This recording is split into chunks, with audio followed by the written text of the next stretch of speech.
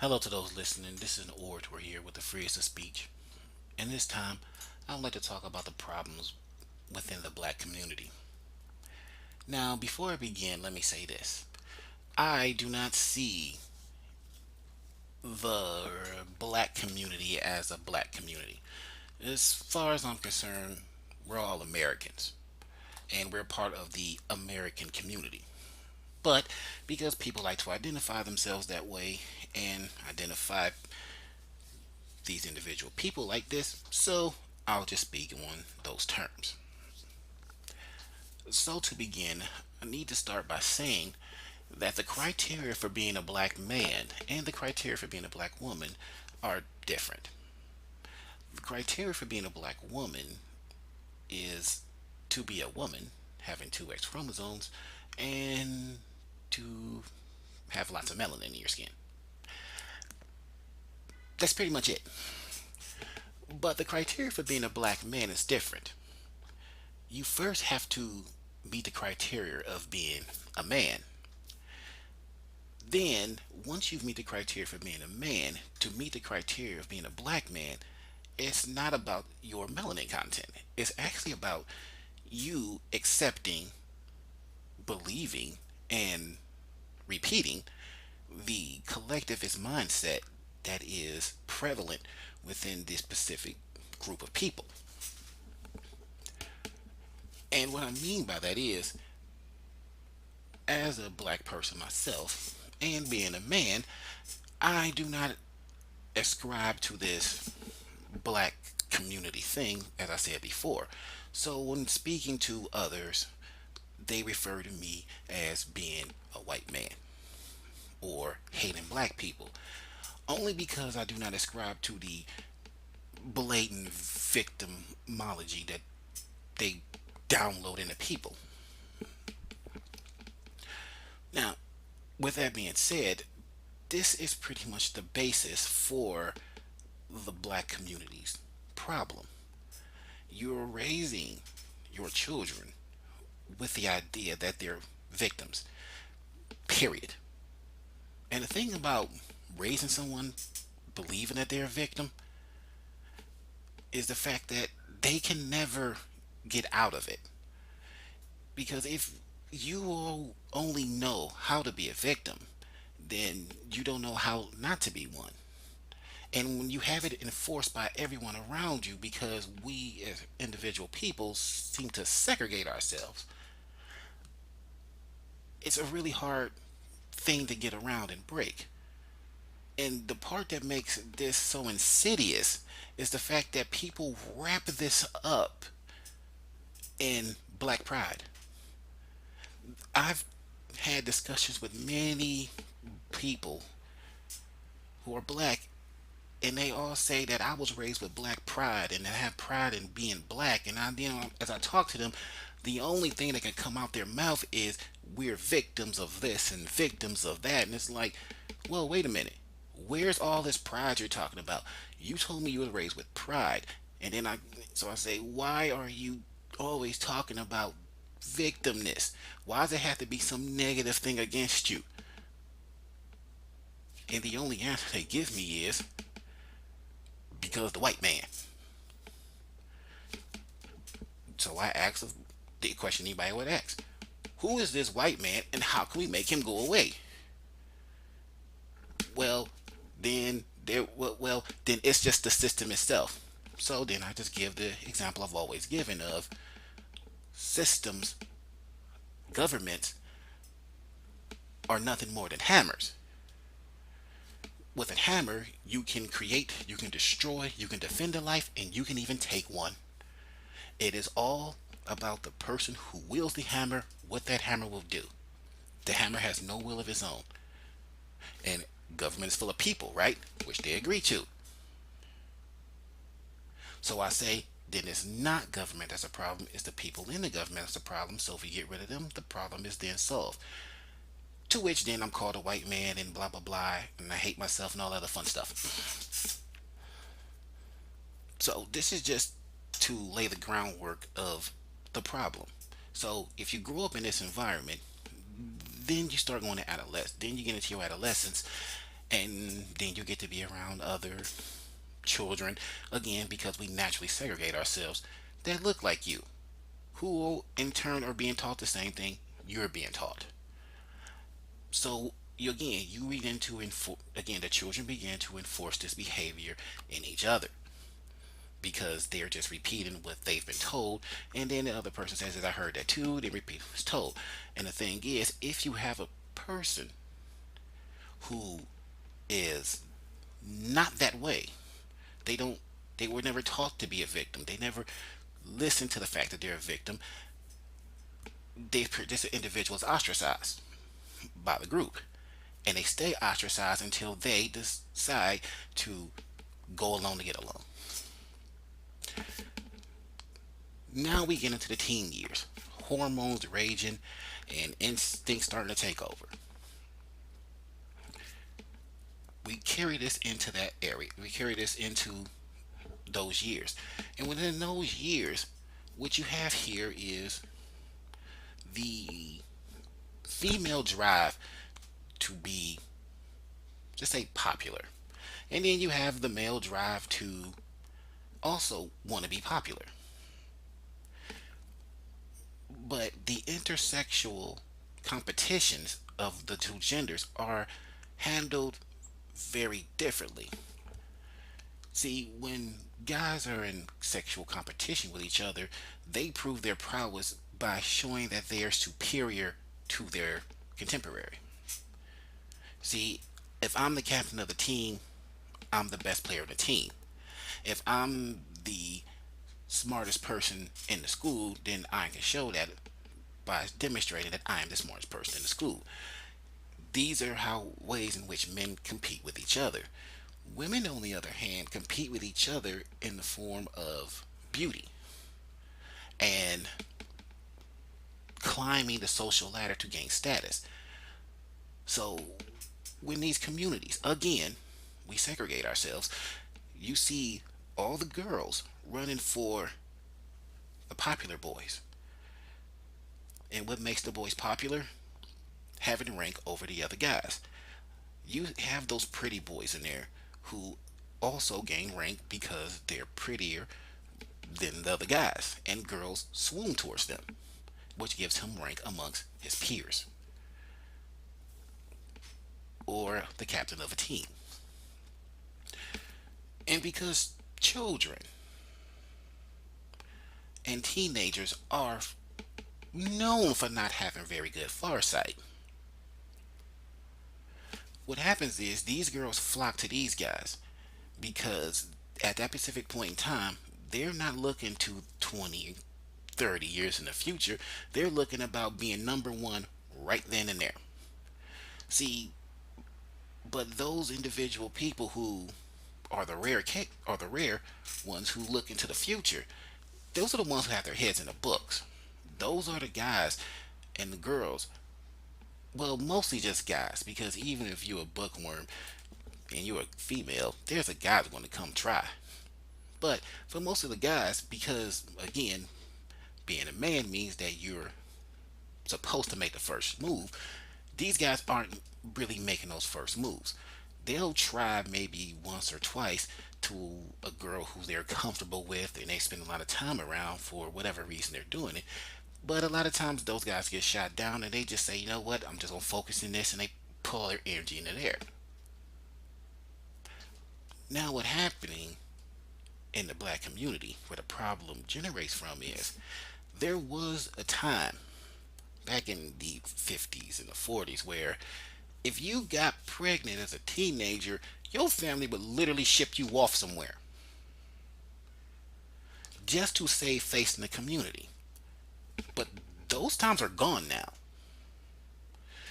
You can get pregnant at the age of 12, then get pregnant at the age of 13, then get pregnant at the age of 14, then get pregnant at the age of 15, and the grandmother and your great grandmother raised those children for you.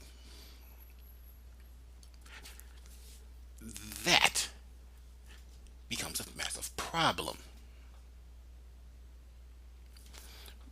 because you now have a generation that doesn't actually have what is necessary and needed to actually be worth something. Now, okay, that may be a little harsh. You can always rise above your station if you have the, well, let's just say, luck of the draw. But a lot of times they don't. And I'm specifically saying mothers and grandmothers because in most of these communities, there are no fathers. You see, as time progressed, it seems that women, this is not a bad community thing, but more of a general thing. Women in general have chosen to take the check over the man. And with that being said, that means there's not fathers in the household to be fathers. I mean, they are useful. I mean, there's plenty of documented evidence that shows that no individual type of parent is better or worse than being a parent just because of their gender. It comes down to the individual person. This is more of a general thing. Now back to the black community. Now, when these girls go after these guys, who these guys they're going after? Besides the, like I said, the captains of the team and the pretty boys. So what you have here is a bunch of guys who are average guys who can't really get into the books like the other people who said, screw it, I was looking to the future can. So what do they turn to? They turn to the Flash. Why? Because girls are attracted to the flashy things. So what's flashy? Having money. What do you do to get money? Probably something illegal. Why? Because being illegal nets you money fast and quickly. So as these guys attempt to press women, go out there, sell drugs, and do all these jacked up things, and then these women keep flocking to them, it validates what they're doing. Now to a more general thing. This is just not something that happens in the black community. It happens into all communities where whatever the female part of the community deems to be worthy of their attention, the men will always follow. So, back to the black community. You take this thuggish mentality and you have it validated by women, then you have the majority of guys who aren't athletic enough to be on a team or a captain of a team. You don't have the guys who are pretty enough to just pull women in because of their appearance, but they're also not smart enough to really crack into the books or don't have some other talent that they can define themselves as and something that they enjoy doing. So they go down this road.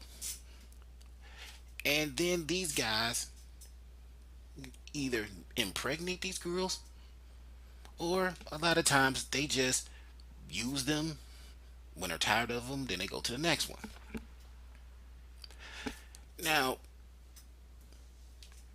after a few years of that, what these females then taken to let's say their heart is that men are garbage.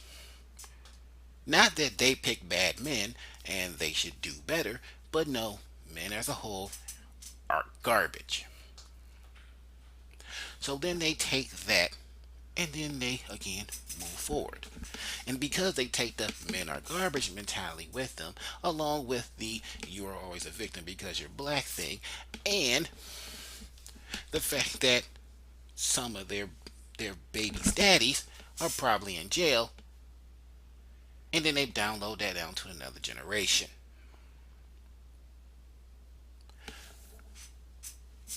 So what we have here is just stupidity topped on by foolishness and then culminating in the ability to push the blame to someone else.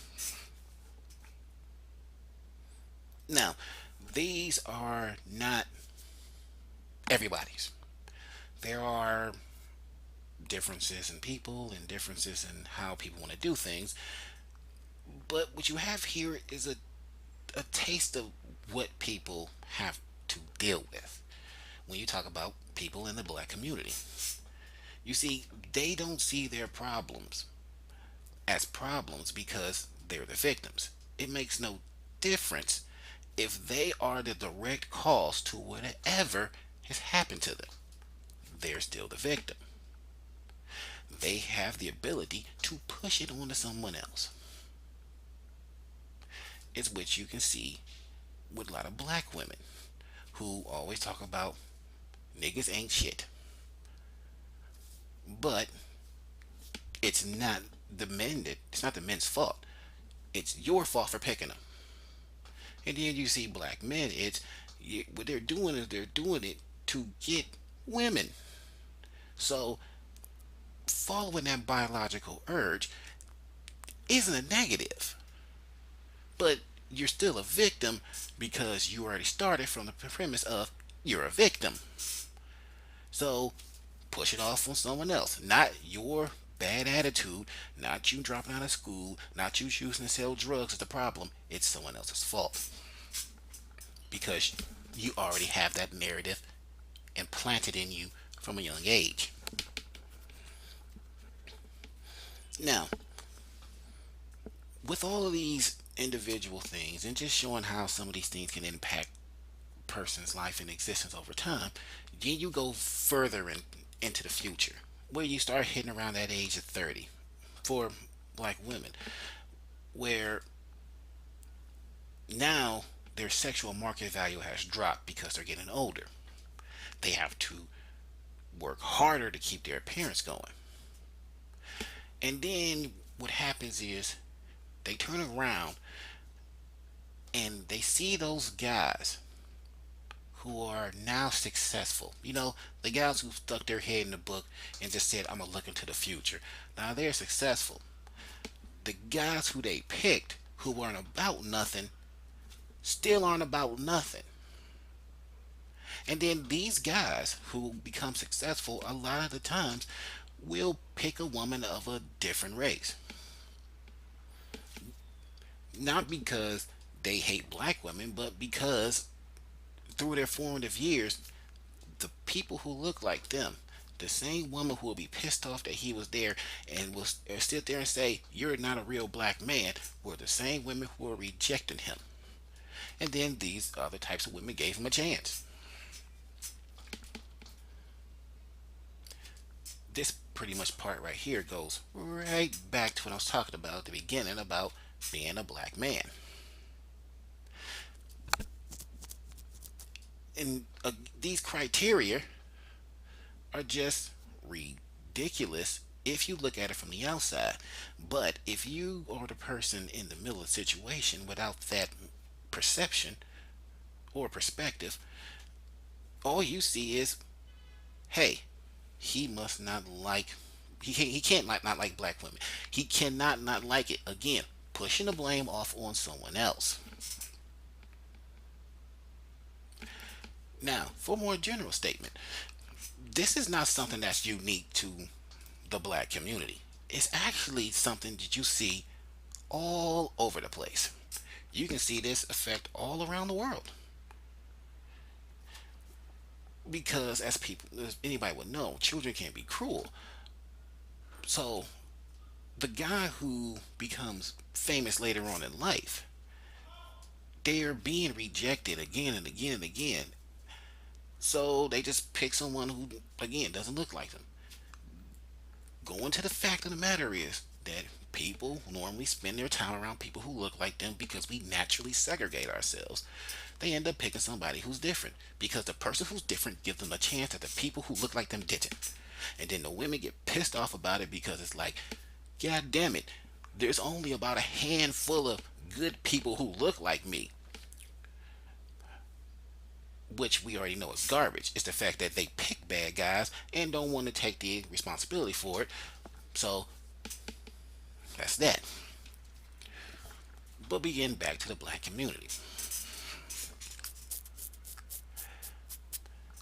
So to pretty much just sum this up, You're taught victimhood at a young age. You have it reinforced by the people around you. Then you have it reinforced by your peers. Then, as you grow older, those who do not have athletic talents to put themselves stand themselves apart, or any or intelligence to stand themselves apart, or another ability to stand themselves apart, choose a path that is easiest, which is normally the criminal route. Then once that route is chosen, women seem to flock to them, therefore reinforcing their behaviors and to keep doing this. And the fact that it's a criminal activity, you have to, you know, be a bad guy to be the bad guy. I mean, what else is there? And then once all that's said and done, then these then you bring in a bunch of illegitimate children, people who didn't need to exist, who don't have the necessary stability in their lives because black women, the majority, have chosen the check over the man. Then, once we fast forward more through history, and then these women start to lose their sexual market value, they then look back on these other guys who they rejected before and now dismiss them as being black men because they're with somebody who doesn't look like them. The problem in the black community is the ideology of being a victim. That is it.